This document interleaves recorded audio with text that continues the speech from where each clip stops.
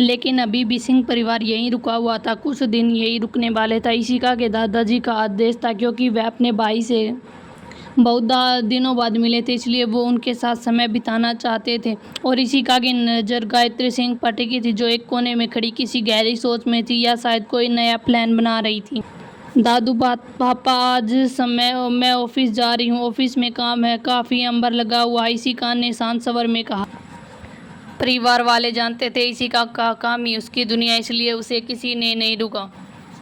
फिर इशिका अपने कमरे में गई और तैयार होकर वापस आई, और फिर गाड़ी में बैठकर राजवंश क्लोवर एंटरप्राइजेस के लिए निकल गई। जब इशिका अपनी गाड़ी रोल्स रॉयस से अपने ऑफिस पहुंची तो तैनात सुरक्षा कर्मियों की सांस थम गई। कई दिनों बाद ब्लैक क्वीन वापस आई थी। जैसे ही उसके शांत कदमों की आहट लॉबी में गूंजी, पूरे स्टाफ में हड़कंप मच गया। कर्मचारी अपने डेस्क पर ऐसे सीधे खड़े हो गए जैसे कोई तूफान आने वाला हो। इशिका अपने उसी डार्क ऑरा और बिना किसी भाव वाले चेहरे के साथ केबिन में एंटर हुई। उसका असिस्टेंट वीर पहले से ही फाइल लिए तैयार खड़ा था। वेलकम बैक मैम, वीर ने सिर झुकाकर कहा। शेड्यूल, वीर इशिका अपनी लेदर चेयर पर बैठते हुए संक्षिप्त आवाज में कहा। वीर ने टेबल पर उंगली घुमाई। मैम, ऑफिस का काम पाइपलाइन में है, लेकिन अभी 1 घंटे बाद द हेरिटेज में एक महत्वपूर्ण मीटिंग है। यह प्रोजेक्ट एक्स को लेकर मिस्टर खुराना और मिस्टर डिसूजा के साथ। इशिका ने घड़ी को देखते हुए, गाड़ी निकालो, हम जा रहे हैं। फिर वे दोनों होटल के लिए निकल गए। होटल के वीआईपी सूट में मीटिंग होनी थी। मिस्टर खुराना बिजनेस की बातें कर रहे थे, लेकिन इशिका को अपनी माइंड रीडिंग और छठे इंद्रियों से महसूस हो रहा था कोई लगातार उसे बुरी नीयत से घूर रहा। वह और कोई नहीं बल्कि मिस्टर डिसूजा थे। मिस्टर डिसूजा एक अधेड़ उम्र का आदमी था। उसकी दौलत पर उसे बहुत ही घमंड था। उसकी नजरें इशिका के चेहरे पर थी और उसके पूरे शरीर पर घूम रही थी, जिसे देखकर इशिका के हाथों की मुठ्ठियां कस गई, लेकिन उसने खुद को शांत रखा कि पहले डील फाइनल हो जाए। मीटिंग खत्म हुई। मिस्टर खुराना इशिका से हाथ मिलाकर वहां चले गए, लेकिन डिसूजा वही अपनी कुर्सी पर जमा था। वीर पीछे खड़ा सब कुछ देख रहा था। वीर के माथे पर पसीने की बूंदें चमकने लगी। उसे पता था कि इशिका का यह शांत चेहरा उस खामोशी की तरह सुनामी आने से पहले है। डिसूजा अपने चेयर से खड़ा हुआ और इशिका के करीब जाकर खड़ा हो गया। मिस इशिका, मैंने तो सुना कि आप बहुत सख्त है, लेकिन करीब से देखने पर आप तो किसी हूर की परी जैसी हैं। क्या ख्याल, आज की शाम मेरे साथ बिताइए। बिजनेस तो होता ही रहेगा, लेकिन थोड़ी मस्ती भी जरूरी है। उसने आगे बढ़कर इशिका को छूने की कोशिश की। इशिका की आंखों में अचानक वही बर्फीली ठंडक लौट आई। उसने अपना हाथ पीछे खींचा और कुर्सी से उठी। उसके चेहरे पर एक डेविल स्माइल आ गई, जो किसी शैतान के चेहरे पर होती थी। मिस्टर डिसूजा, इशिका की आवाज़ इतनी ठंडी थी कि कमरे का तापमान गिर गया। आपको पता है, जो हमारे हाथ लगाता है बिना मर्जी के, तो हम उसके हाथों को अक्सर उसके शरीर से अलग कर देते हैं। डिसूजा हंसा। अरे वाह, इतनी हिम्मत! तुम्हें पता नहीं कि मैं कौन हूँ? मुझे फ़र्क नहीं पड़ता कि तुम कौन हो। इशिका उसकी आंखों में झांकते हुए उसके करीब खड़ी आई। और तुम्हें यह ज़रूर पता होना चाहिए कि अब तुम किसके निशाने पर हो। इशिका ने वीर की तरफ देखा। उसका चेहरा पहले ही सफ़ेद पड़ चुका था। वीर, इस रूम को लॉक करो। आज मिस्टर डिसूजा को राजवंश स्टाइल में बिजनेस की नई परिभाषा सीखनी है। वही यह सुनते ही डिसूजा के चेहरे की मुस्कान गायब हो गई।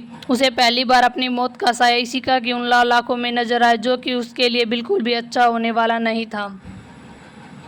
होटल द हेरिटेज के उस आलीशान वीआईपी स्वीट में अब सब कुछ बदल चुका था। इशिका ने एक ठंडे इशारा किया और वीर ने कमरे में बाहरी साउंड प्रूफ दरवाजा अंदर से लॉक कर दिया। कमरे में अब सिर्फ इशिका, वीर और इशिका के 4 खूंखार बॉडीगार्ड और मिस्टर डिसूजा थे। लेकिन डिसूजा का अहंकार अभी भी 7वें आसमान पर था। उसने अपनी जेब से सिगार निकाला और उसे जलाते हुए सोफे पर अपने पैर पसार कर बैठ गए। मिस इशिका, यह क्या बचकाना है? दरवाज़ा बंद करके क्या तुम जताना चाहती हो? क्या तुम सच में सोचती हो कि यह तुम्हारे 4 बॉडीगार्ड मेरा कुछ बिगाड़ पाएंगे? एक लड़की होकर मुझे डराने की कोशिश कर रही हो? वह जोर से हंसा और इशिका की तरफ देखते हुए घटिया बातें करने लगा। तुम्हारे जैसे लड़कियां बिजनेस पर अच्छी नहीं लगती। बोलो, तुम्हारी कितनी कीमत है? या फिर तुम्हारे दादाजी ने सिर्फ तुम्हें डराना ही सिखाया? जैसे जैसे डिसूजा के मुंह से ये शब्द निकल रहे थे, वही इशिका के शरीर का डार्क ऑरा पूरे कमरे में फैलने लगा। उसकी आंखें धीरे धीरे खून जैसी लाल होने लगी। उसने अपने गार्ड को एक तरफ झटका दिया। और अपनी उंगलियों को चटकाना शुरू कर दिया। वह किसी जुनूनी साइको की तरह लग रही थी जिसको नसों में अब प्रतिशोध का खून उमड़ रहा था। वीर ऋषिका की आवाज़ किसी ठंडी लाश की तरह बेजान और डरावनी थी। इसे कुर्सी से बांधो, आज मैं इसे सिखाऊंगी जब कोई राजवंशों की बेटी की गरिमा पर सवाल उठाता है तो उसका क्या असर होता है। डिसूजा कुछ समझ पाता उससे पहले दो बॉडीगार्ड ने उसे दबोच लिया और एक कुर्सी पर मजबूती से पटक दिया। उन्होंने उसकी कलाई और घुटनों को जंजीरों से पकड़ लिया। अब डिसूजा के चेहरे की हंसी गायब होने लगी। उसके चेहरे पर डर साफ नजर आ रहा था। ऋषिका धीरे धीरे चलकर उसके पास आई। उसके हाथों में छोटा सा धारीदार सर ब्लेड था। उसने डिसूजा की आंखों में झांका, जिसकी आंखों में अब खौफ साफ नजर आ रहा था। तुम्हें अपनी जुबान पर बहुत गुमान है ना? ऋषिका ने एक डरावनी आवाज के साथ कहा। अगले ही पल उसने ब्लेड डिसूजा के निचले ओठों पर गहरा चीरा लगा दिया। खून की धार उसके कपड़ों पर गिरने लगी। डिसूजा चीखना चाहता था लेकिन ऋषिका ने उसके मुंह में कपड़ा ठूस दिया। अभी नहीं, अभी तो बहुत कुछ सहना है।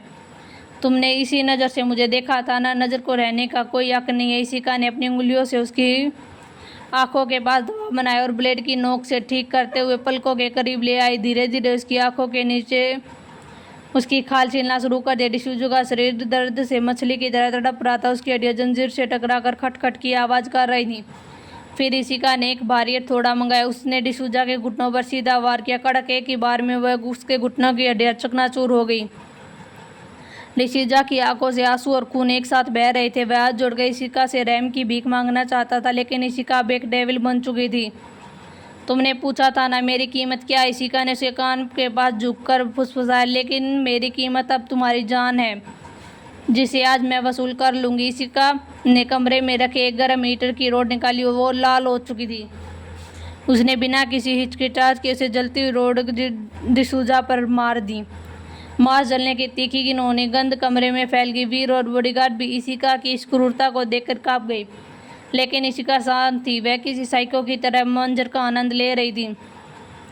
अंत में जब डिसूजा की सांसें उखड़ने लगी तो ऋषिका ने उसके गले पर पैर रखकर दबाव बनाया।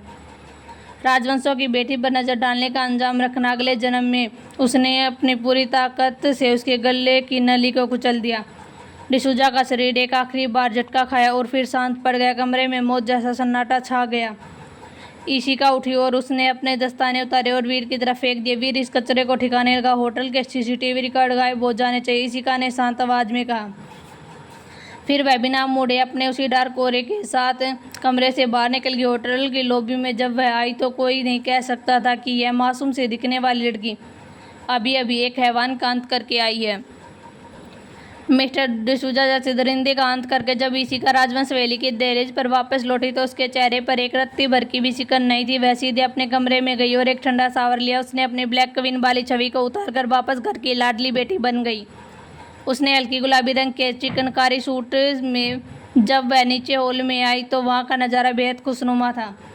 हॉल में आज पूरा परिवार जमा था। गायत्री सिंह अपने कमरे में बीमारी का बहाना बनाकर बंद थी, जिससे माहौल में नकारात्मकता नहीं थी। वहाँ पर विक्रम जी और विक्रांत जी और उनकी पत्नी नीता और वरुण और वाणी जी मौजूद थे। वाणी और वरुण तो पूरे परिवार के साथ जैसे घुल मिल गए थे। धीरज और समीरा के साथ सोफे पर बैठे थे। उनके चेहरे पर शादी की चमक दिख रही थी। ऋषिका नीचे आई और जाकर वाणी के बगल में बैठ गई और सभी की बातें सुनने लगी। सभी बड़े अपने पुराने दिनों को याद कर रहे थे। सभी बड़े सभी बच्चों को अपनी अपनी कहानी सुना रहे थे। हंसी मजाक का दौर चल ही रहा था कि अचानक अमृता जी ने अपने चाय की चुस्की लेते हुए लंबी सांस भरी। उनकी अपने जुड़वा बेटे और अबीर और अधीर पर नजरें टिक गई। अमृता जी समीरा को बड़े प्यार से देखते हुए बोली, समीरा के आने से पहले इस घर की रौनक ही बदल गई। अब तो मेरा भी मन करा मुझे भी जल्द से जल्दी प्यारे बहुएं मिल जाएं। इस वक्त अधीरा जो अपने फिटनेस को लेकर हमेशा सोचता रहता था और शांति से पानी पी रहा था, जैसे उसने बहू शब्द सुना तो उसका संतुलन बिगड़ गया। सीधा पानी उसके मुंह से बाहर आ गया और वो जोर जोर से कांसने लगा। क्या बहू, आप क्या कह रही है? माँ अधीर ने हैरानी और घबराहट में अपनी माँ की तरफ देखा। उसका चेहरा लाल हो चुका था। ऋषिका ने भी मौका फ़ायदा उठाते हुए अधीर की पीठ थपथपाते हुए अमृता जी का साथ देते हुए बोली, अरे वाह चाची, आपने क्या बात कही। मुझे भी अब दो भाभियाँ चाहिए, एक अधीर भैया के लिए और एक हमारे एक्टर साहब अबीर भैया के लिए। अबीर जो अब तक मोबाइल में व्यस्त था वह झटके से सीधा बैठ गया। अरे मुझे बीच में मत लाओ, मैं अभी अपने करियर को पिक कर रहा हूँ, मेरे फैंस क्या सोचेंगे। सोफे के कोने पर अधीर जो अपना चेहरा साफ करते हुए चिढ़ रहा था। दूसरी तरफ अबीर खुद को बचाने की नाकाम कोशिश कर रहा था। अधीर ने चिढ़ते हुए बोला, क्या मम्मी आप भी ना, अभी अभी समीरा भाभी आई है, कम से कम उन्हें तो चैन से सांस लेने दो। आते उसके पीछे पड़ गई। और ऋषिका तू तो चुप ही रह। यह डिटेक्टिव वाली नजरें कहीं और ही चलाई। ऋषिका एक सोफे से दूसरे सोफे पर कूदते हुए शरारती भरी मुस्कान से बोली, अरे इसमें डिटेक्टिव बनने की क्या बात है भैया, आपके चेहरे का रंग तो वैसे ही उड़ गया जैसे किसी ने डॉक्टर को इंजेक्शन दिखा दिया हो। चाची मैंने तो सुना हॉस्पिटल की वह हेड नर्स आपकी तारीफ बहुत करती है, तो क्या ख्याल है। अधीर हकलाते हुए बोला, क्या बकवास कर रही हो, वो बस प्रोफेशनल रिस्पेक्ट है। मम्मी देखो इसे कुछ भी बोल रही है। तभी अबीर बीच में कूदते हुए अपने हीरो वाली स्टाइल में बोला, छोड़ना यार अबीर, इसकी बातों में क्या आता है। यह तो खुद मिस्टर राणा के ख्याल में खोई रहती है। इसी का एक पल के लिए शक पका गई, फिर खुद को संभाल कर अबीर की तरफ तकिया फेंकते हुए बोले, अबीर भाई आप अपनी फिल्मों की स्क्रिप्ट घर पर मत झाड़िया करिए। और वैसे ही मुझे अपनी शादी की फिक्र नहीं, क्योंकि चाची ने तो पहले ही कह दिया उन्हें जुड़वा बहुएं चाहिए, तो आप पहले दोनों अपनी अपनी लेडी लव ढूंढ लिए। वरुण हंसते हुए बोला, वैसे चाची ये आइडिया अच्छा, दोनों भाइयों की शादी एक साथ करवाई, एक डॉक्टर और एक एक्टर, पूरा ड्रामा और इलाज एक ही छत के नीचे होगा। वाणी ने समीरा का हाथ थामते हुए कहा, भाभी आप ही बताओ, क्या इन दोनों बंदरों को इतनी अच्छी लड़की कहीं मिलेगी। समीरा मुस्कुराते हुए बोली, मुझे लगता है इसी का सही कह रही है। अधीर को तो पता नहीं, पर अबीर जी के लिए हमें कोई बहुत ही सेंसिटिव लड़की ढूंढनी चाहिए जो इनकी ओवर एक्टिंग झेल सके। अबीर दिल पर हाथ रखकर बोला, भाभी आपने तो दल बदल लिया। भैया देखो सब मुझे घेर रहे। धीराज को अब तक शांत होकर सब कुछ देख रहा था। वह बोला, अबीर भाभी की बात में तो दम है। वैसे भी चाची ने जब कह ही दिया तो तैयारी शुरू कर देनी चाहिए। अधीर तुम कल से अपनी ड्यूटी थोड़ा कम करो, तुम्हें तो अब लड़की देखने जाना चाहिए। तब अधीर सर पकड़ कर बोला, भैया आप भी है, भगवान इस घर में मेरा कोई सगा नहीं। इसी का हंसते हुए अधीर के गले लगाकर बोली, सगे ही तो हैं भैया, इसलिए तो हम आपकी आज़ादी छीनने की तैयारी करें। वैसे चाची कल मैं और समीरा भाभी बायोडाटा चेक करना शुरू कर देंगे। पूरा हाल एक बार फिर ठाकों से गूंज गया। अबीर और अधीर एक दूसरे को देखने लगे, जैसे कह रहे हो अब हम फंस गए। भाई बहन का प्यार, एक दूसरे की खिंचाई ही राजवंश परिवार की जान थी। रात का डिनर राजवंश हवेली के भव्य डाइनिंग टेबल पर सजा था। माहौल में अभी भी दिन भर का हंसी मजाक गूंज और बाकी थी, लेकिन मेज के एक कोने में बैठे गायत्री सिंह चेहरे पर जहरीली मुस्कान छाई हुई थी। वह सबको खिलखिलाते हुए देख रही थी, पर उसकी आंखों में ईर्ष्या की आग और हार का गुस्सा साफ झलक रहा था। ऋषिका ने अपनी की नज़रों से गायत्री सिंह को ताड़ लिया, लेकिन वह शांत रही। वह देखना चाहती थी कि यह घायल नागिन अब क्या करना चाहती है। डिनर खत्म हुआ और सब लोग अपने अपने कमरे में जाकर सो गए। सुबह आज संडे का दिन था। राजवंश हवेली बहुत सुकून भरी लग रही थी। डाइनिंग हॉल में पूरा परिवार इकट्ठा था। ऋषिका के दादाजी दिग्विजय राजवंश और उनके भाई विक्रम सिंह आपस में पुरानी बातों को याद कर रहे थे। घर की औरतें भी आपस में बातें कर रही थी। इसी बीच ऋषिका और अधिराज अपने बिजनेस की कुछ प्रोजेक्ट के बारे में बात करने के लिए स्टडी रूम में चले गए। समीरा जो अब राजवंश परिवार की बड़ी बहू बन चुकी थी, वह कुछ काम के लिए अपने कमरे की ओर जा रही थी। तभी गायत्री सिंह की नज़र समीरा पर पड़ी। उसने देखा कि सभी आपस में बात कर रहे हैं, तो उसे यह मौका अच्छा लगा। उसने सोचा कि घर की नई बहू को मोहरा बनाकर परिवार में फूट डालें। गायत्री जी सबकी नज़रों से बचकर समीरा के पीछे चली गई। उन्होंने उसे रोका, समीरा बेटा रुक जाओ, मुझे तुमसे कुछ बात करनी है। समीरा रुक गई और शालीनता से मुस्कुराई। उसने कहा, जी दादी जी कुछ चाहिए आपको। गायत्री सिंह ने अपने चेहरे पर झूठी हमदर्दी ओढ़ ली और फुसफुसाकर बोली, समीरा तुम इस घर में नहीं हो, इसलिए मुझे तुम्हें आगाह करना मेरा फर्ज है। देख रही हो ना धीराज और ऋषिका और पूरा परिवार कैसे ऋषिका के साथ ही रहता। वह ऋषिका को सर पर चढ़ा रहे हैं। ऐसे ही चलता रहा तो तुम्हारा वजूद खत्म हो जाएगा। ऋषिका इस घर की बेटी नहीं बल्कि एक बोझ है जिसे सब ने अपने सर पर बिठाया हुआ। अगर तुम इस घर में अपनी जगह बनाना चाहती हो तो ऋषिका को इस घर से और परिवार से दूर करना होगा।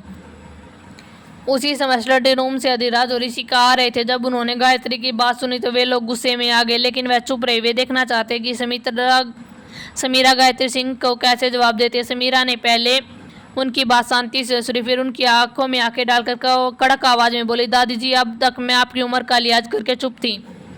लेकिन आपने कहा कि वह आपकी परवरिश और सोच का परिचय दे रहा। आपने पूछा ना इशिका कौन है, तो सुनिए इशिका इस घर की रूह है। वह सिर्फ मेरी ननद ही नहीं बल्कि मेरी बेटी जैसी। और रही बात पावर और वजूद की, तो वह एक वकील होने के नाते आपको बता दूं, अधिकार मांगे नहीं जाते, कमाए जाते। इशिका ने तो इस परिवार के लिए किया है, उसके आगे तो पूरी दुनिया की दौलत कम है। अब समीरा ने आगे कहा। उसका लहजा और सख्त हो गया। और आइंदा आपने मेरी बच्ची के खिलाफ एक भी शब्द कहा तो याद रखिएगा, मैं एक क्रिमिनल लॉयर हूँ। मैं रिश्ते जोड़ना चाहती हूँ, तोड़ना नहीं। और आप घटिया चालें चलना बंद कर दीजिए। मैं घटिया चालें चलने वाले को जेल की सलाखों के पीछे रखना अच्छे से जानती हूँ। अब आप जा सकती हैं। गायत्री सिंह का चेहरा सफ़ेद पड़ गया। उसने सपने में भी नहीं सोचा था कि ऐसी सीधी सादी दिखने वाली लड़की इस तरह उसके बारे में सोचेगी। वह पैर पटकते हुए वापस चली गई। पिलर के पीछे छुपी इशिका की आंखों में आंसू आ गए, लेकिन ये आंसू खुशी के थे कि उसकी भाभी उससे इतना प्यार करती है और उसकी ढाल बनकर खड़ी है। इस अधिराज को भी अपनी पत्नी पर गर्व महसूस हो रहा था कि उसे एक ऐसी जीवन संगनी मिले जो परिवार को जोड़कर रखना चाहती। जैसे ही गायत्री सिंह गई, इशिका दौड़कर समीरा के गले लग गई। समीरा चौंक गई। अरे आप लोग, अधिराज मुस्कुराते हुए आए, हमने तुम्हारे साथ सारी बातें सुन रही हैं। आज तुमने साबित कर दिया राजवंश परिवार की बागडोर बिल्कुल सही हाथों में है। रात का वक्त, रात के सन्नाटे में राजवंश हवेली की शांत किले की तरह लग रहा था। डाइनिंग हॉल में सभी डिनर करने के बाद अपने अपने कमरों में सोने चले गए, लेकिन इस खामोशी के पीछे खतरे की एक गहरी साजिश बुनी जा रही थी। दूसरी तरफ महल के कोने में गायत्री सिंह के कमरे में विक्रम सिंह सो रहे थे, लेकिन गायत्री सिंह की आंखों में नींद नहीं थी। अभी उसका फ़ोन बज उठा। उसने फ़ोन उठाकर देखा तो उस नकाब को आदमी का फ़ोन था। वह चुपचाप बालकनी की तरफ चलेगी। फ़ोन उठाते ही दूसरी तरफ से एक भारी और डरावनी आवाज़ आएगी।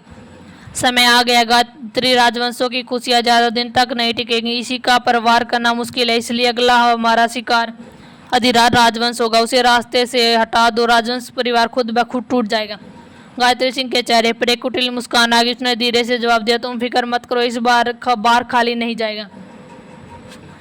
मैं अधिराज को ख़त्म करके ही दम लूँगी। इस समय महल के दूसरे कमरे में इशिका सो रही थी।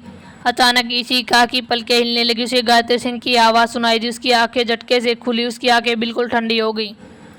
बिस्तर से उठकर उसने खिड़की की तरफ कदम बढ़ा दिया और बाहर देखने लगी और कहा, तुमने गलत इंसान को चुनौती दे दी है। गायत्री सिंह और उस नकाब को आदमी को शायद पता नहीं, वह जिसके खेल रहा है वह कोई साधारण लड़की नहीं है। तुम मेरे भाई अधिराज की तरफ एक कदम भी बढ़ाओगे तो तुम्हारा वह कदम काट दिया जाएगा। तुम्हारी कोई भी चाल अब कामयाब नहीं होगी, क्योंकि मैं अपने परिवार की रक्षा के लिए किसी भी हद तक जा सकती हूँ। इशिका ने तुरंत अपना लैपटॉप खोला और अपनी हैकिंग स्किल से उस अनजान नंबर को ट्रैक करना शुरू कर दिया। उसकी उंगलियां कीबोर्ड पर तेजी से चलने लगी। उसे पता चल रहा था कि नकाब को कोई भारी दुश्मन नहीं है, बल्कि राजवंशों के अतीत से जुड़ा हुआ गहरा राज है। फिर उसने लैपटॉप बंद किया और सोने चली गई। अगली सुबह राजवंश वेली की सुबह की रौनक हमेशा तरह सुकून भरी थी। डाइनिंग हॉल में सभी नाश्ता कर रहे थे और आपस में बातें भी कर रहे थे, लेकिन गायत्री सिंह की नज़र अधिराज पर थी।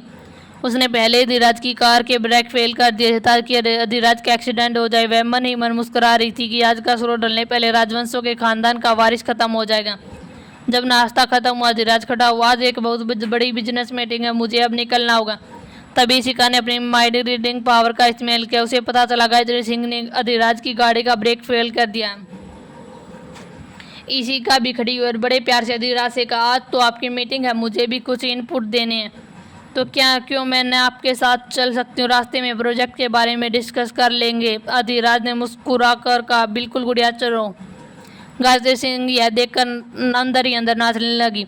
उसने मन ही मन सोचा, यह तो अच्छा हुआ, एक तीर से दो शिकार। आज राजवंशों की लाडली और उनका वारिस दोनों एक साथ भगवान को प्यारे हो जाएंगे। फिर उसने बड़ी मासूमियत से अधिराज और इशिका से कहा, अपना ख्याल रखना बच्चों, रास्ता थोड़ा कठिन है। इशिका उसे देखकर मन ही मन हंसी। उसकी चाल नाकामयाब होने वाली थी। जब वह शाम को सही सलामत वापस आएंगे तो उसका चेहरा देखने लायक होगा। कार में बैठते ही ड्राइवर ने कार स्टार्ट की। इशिका ने अपनी आंखें बंद की और अपनी शक्तियों से कार के निचले हिस्से के कटे हुए तार को वापस अपने आप जोड़ दिया। यह सब इतनी खामोशी और तेजी से हुआ कि अधिराज को इसकी खबर तक नहीं लगी। पूरी यात्रा के दौरान अधिराज ने कई बार ब्रेक लगाए, लेकिन हर बार गाड़ी बिल्कुल सही तरीके से चली और इशिका खिड़की से बाहर देखते हुए मन ही मन उस नकाब को आदमी के बारे में सोच रही थी।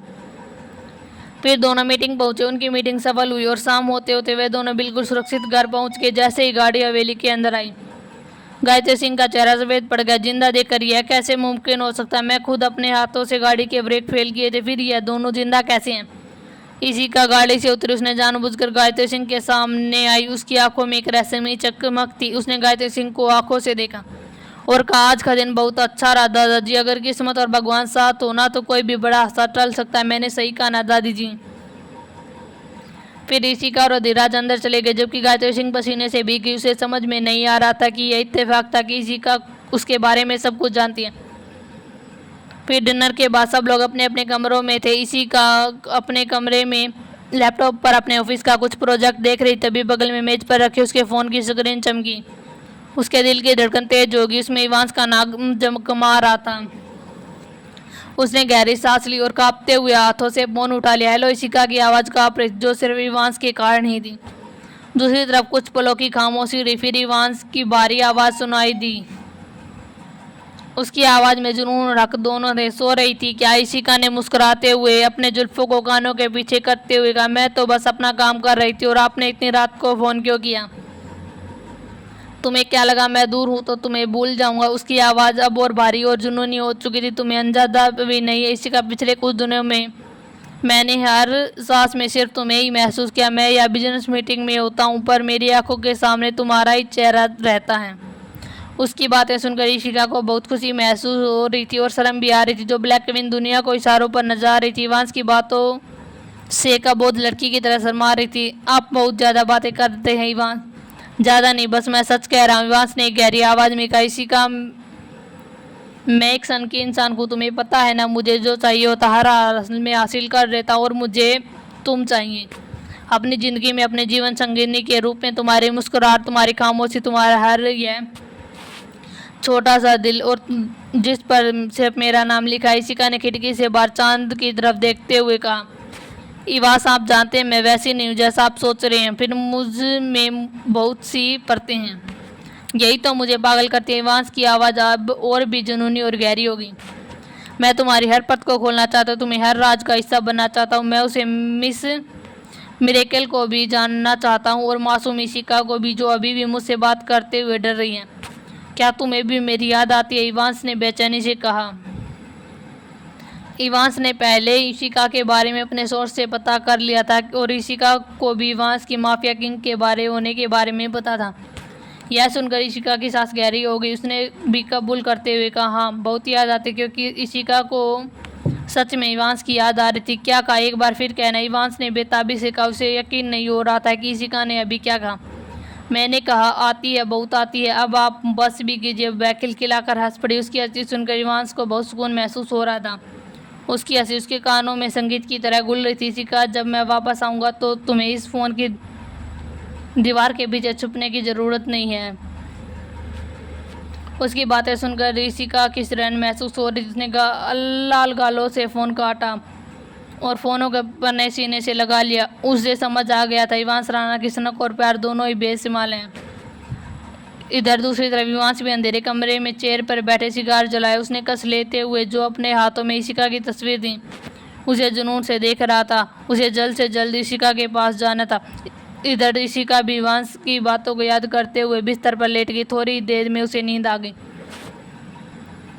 सुबह का सूरज आज अपनी लालिमा के साथ किसी अनहोनी का संकेत दे रहा था। राजवंश हवेली के बाहर गाड़ियों का काफिला खड़ा था। आज समीरा और अधिराज की शादी के बाद यह बड़ी पूजा थी। वह लोग सभी कुल देवी के मंदिर जा रहे थे। यह मंदिर ऊंची पहाड़ियों पर स्थित, जहाँ चारों तरफ घने जंगल और शांति थी। सभी परिवार वाले मंदिर के अंदर गए। पूजा शुरू हुई। परिवार भी यही मौजूद था। कुछ देर बाद पूजा संपन्न हुई और सभी परिवार वाले वापस सीढ़ियों से नीचे उतरने लगे। तभी इशिका की छठी इंद्री जाग उठी। उसने अपनी माइंड रीडिंग पावर से अचानक चारों तरफ खतरा महसूस किया। भैया रुकिए, इशिका ने गंभीर आवाज में कहा। इससे पहले कुछ समझ पाता, अचानक ही उसके सामने 50 से भी ज़्यादा हथियारबंद गुंडे निकल आए। उसके चेहरे काले नकाब से ढके हुए थे, लेकिन इशिका को पता था कि यह नकाबपोश और गायत्री सिंह के भेजे हुए आदमी हैं। उन लोगों ने अचानक हमला कर दिया। इशिका ने अपने पापा अभिराज जी से कहा कि वह सभी औरतों को अंदर ले जाएं। फिर अभिराज जी और अमर जी ने दादाजी, दादी माँ, माँ आराध्या, चाची अमृता जी और परिवार वालों को वापस मंदिर में लेकर चले गए। वह लोग एक ऐसी जगह पर खड़े थे जहाँ से बाहर का नज़ारा साफ देखा जा रहा था। धीराज और दादाजी और अमर जी को पता था कि उनके बच्चे उन्हें कुछ नहीं होने देंगे। उन गुंडों का लीडर जोर जोर से हंसा। आज राजवंश परिवार का नामो निशान मिट जाएगा। इशिका ने अपने गंदर को एक तरफ झटका। उसकी आंखों में अब मासूमियत नहीं बल्कि एक ठंडी चमक थी और ब्लैक कविन वाली जिंदगी और मौत जैसी ठंडक आवाज में कहा, मेरे होते हुए मेरे परिवार का कोई भी बाल बाका नहीं कर सकता था। फिर इशिका ने अपने भैया से कहा, अब पीछे हटने का वक्त नहीं है भैया, आज इन्हें पता चलना चाहिए कि राजवंशों से उलझने का अंजाम क्या होता है। तीनों भाइयों ने एक साथ कहा, हम तुम्हारे साथ हैं लाडो। इशिका ने एक साथ उनके कुछ गार्ड से भी थे। सब मिलकर उन गुंडों पर टूट गए। मंदिर के प्रांगण में युद्ध एक ऐसा तांडव शुरू हुआ इतिहास ने पहले कभी नहीं देखा था। यहाँ पर राजवंशों के खून से उबलता हुआ शौर्य ज्वालामुखी बनकर फट रहा था। 50 से भी अधिक हमलावर और उस सामने मुट्ठी भर लोग, लेकिन उन लोगों में से एक ऐसी शक्ति थी जिसे कोई नहीं छू सकता था। इशिका ने अपनी माइंड रीडिंग पावर से पहले ही पता कर लिया था कि वो लोगों से क्या कहा और कब हमला करने वाले हैं। अब उसे सिर्फ गुंडे नहीं दिख रहे थे बल्कि उनकी अगली चालें और दिमाग में किसी फिल्म की तरह पहले ही चल रही थी। एक गुंडा अचानक इशिका के पीछे से खंजर लेकर आया, लेकिन इशिका ने बिना पीछे मुड़े ही उसका हाथ पकड़ लिया और हाथ में रोककर खंजर उसी पर उतार दिया। उसने 4 गुंडों को अपनी तरफ आते देखा। उसने एक एक करके सभी को मौत के घाट उतार दिया। इशिका सभी को बेरहमी से मार रही थी। अधिराज भी सभी गुंडों पर टूट पड़ा। उसके हाथों का मुक्का किसी लोहे के हथौड़े जैसा था। उसने एक साथ 3 गुंडे को दबोचा और अपना कर आपस में भिड़ा दिया। खून की धार वहां निकली, लेकिन अधिराज को इससे कोई फर्क नहीं पड़ा। वह अपने परिवार और अपनी छोटी बहन की सुरक्षा के लिए दीवार बनकर खड़ा था। अबीर जो हमेशा मजाक किया करता था और फिल्म इंडस्ट्री का किंग था, वह एक कातर शिकारी बन चुका था। उसने एक एक पकड़कर बड़ी बेरहमी से उन गुंडों को मार दिया, जिससे दोबारा वह गुंडे उठ नहीं पाए। और अधीर ने अपनी मेडिकल स्किल से सभी गुंडों को मार रहा था। उसे पता था कि उस शरीर के किस पॉइंट को मारने पर इंसान पैरालाइज हो सकता था। फिर उसने अपने जेब से सर्जिकल ब्लेड निकाली और वह गुंडों की नसों पर वार कर रहा था। उसकी एक छोटे से कट से गुंडे तड़प तड़प कर मर रहे थे। उनका पूरा शरीर पैरालाइज होता जा रहा था। इधर इशिका ने दाढ़ते हुए कहा, मेरे परिवार को हाथ लगाने से पहले तुम्हें मेरी लाश से होकर गुजरने पड़ेगा और मेरी लाश को देखने की औकात इस दुनिया में किसी की भी नहीं है। इधर दूसरी तरफ परिवार के अंदर सभी लोग ये नज़ारा देख रहे थे। इशिका का यह रूप देखकर उनके परिवार वालों को गर्व महसूस हो रहा था। आराध्या जी, दादी माँ और अमृता जी आज इशिका का यह रूप देखकर दंग रह रहे थे, लेकिन उन्हें अच्छा लग रहा था कि उनकी लाडो कमज़ोर नहीं बल्कि एक शेरनी है जो वक्त आने पर अपने परिवार के लिए किसी भी हद तक जा सकती थी। सिंह परिवार वाले भी उसकी बहादुरी को देखकर बहुत खुश थे, लेकिन गायत्री सिंह के चेहरे का रंग उड़ चुका था। उसने सपने में भी नहीं सोचा था कि यह शांत दिखने वाली लड़की इतनी खतरनाक हो सकती है। उसने तो लगा था कि वह बोली वाली होगी, लेकिन उसने जैसे उन सभी गुंडों को हाथ देखा तो उसे देखकर उसकी रूह ही कांप गई। उन्होंने सोचा कि अगर इसे मेरे बारे में पता चल गया तो यह सब मैंने किया तो यह मुझे नहीं छोड़ेंगे। यह सब सोचकर उसका शरीर कांप रहा था। दूसरी तरफ इशिका ने देखा कि गुंडों का एक समूह मंदिर की ओर बढ़ रहा, जहां उसका परिवार था। यह देखकर उसकी आंखें गुस्से से लाल हो गई। वहां बिजली की गति से पहुंची और उन पर टूट पड़ी। इशिका को महसूस हुआ कि एक गुंडा पीछे से ग्रेनेड निकालने वाला और शायद मंदिर पर फेंकने वाला। उसने तुरंत तेजी से उसके पास पहुंचकर उसका हाथ मरोड़कर उस गुंडे को समझने का मौका ही नहीं दिया और वह दर्द से कराते हुए नीचे गिर गया। इशिका ने वह ग्रेनेड छीनकर उन्हीं की गाड़ियों पर फेंक दिया और एक तेज धमाके की आवाज़ आई और उनकी गाड़ियाँ चिथड़े चिथड़े होकर उड़ गई। इशिका ने गुंडों का गला और पैरों के बीच पकड़ा और उसे हवा में घुमाकर फेंक दिया। अब वहाँ पर सिर्फ 10-12 ही गुंडे बचे थे जो उन्हें देखकर काँप रहे थे। उन्हें देखते ही देखते उन्हें पूरे साथी एक झटके में ख़त्म हो गए। तभी इशिका ने मुख्य नकाब को उस आदमी को पकड़ा, उसकी गर्दन को झटका, फिर ऊपर करते हुए उसकी अपनी लाल आंखों से उसे देखते हुए बोली, किसने भेजा तुम्हें? इशिका की ठंडी आवाज़ सुनकर वह आदमी काँप गया। उस गुंडे ने हकलाते हुए कहा, मुझे नहीं पता, उसका बस फ़ोन आया था, हमने बस उसकी आवाज़ सुनी और आपके परिवार वालों को मारने की सुपारी मिली थी। इशिका ने अपने झटके से नीचे फेंका। लड़ाई खत्म हो चुकी थी। चारों तरफ खून और गुंडे की कुछ लाशें पड़ी थी। अबीर और अधिराज भी थक कर चूर हो चुके थे, लेकिन उन्हें एक खरोच भी नहीं आ रही थी। इशिका के चेहरे पर भी खून की कुछ बूंदें थीं, लेकिन वह उसकी नहीं बल्कि गुंडों की थी। उसने मंदिर की सीढ़ियों की ओर देखा जहाँ सारा परिवार आ रहा था। सभी की आंखों में गर्व था। दादाजी ने उसे गले लगा लिया। उसकी बेटी एक शेरनी है। दादाजी की आंखों में अपनी पोती के लिए गर्व था। वह राजवंशों का असली गौरव थी। इशिका ने पीछे खड़ी हुई गायत्री को देखा। उसका चेहरा पीला पड़ चुका था। उसे देखकर उसने डेविल स्माइल की। उसे पता था कि यह सब देखकर उसके मन में डर बैठ चुका है। वह कुछ ना कुछ आगे जरूर करेगी। अबीर और अधीर इशिका की हालत देखकर हिम्मत देकर दंग रह गए थे। परिवार वाले भी दंग थे। उन्हें तो यही लगा लंदन में इशिका ने सेफ डिफेंस की ट्रेनिंग ली होगी। फिर पूरा परिवार वापस राजवंश हवेली के लिए रवाना हो गया। लेकिन इशिका को महसूस हो रहा था कि वह नकाबपोश आदमी जयपुर का ही कोई है। वह यहीं कहीं मौजूद है।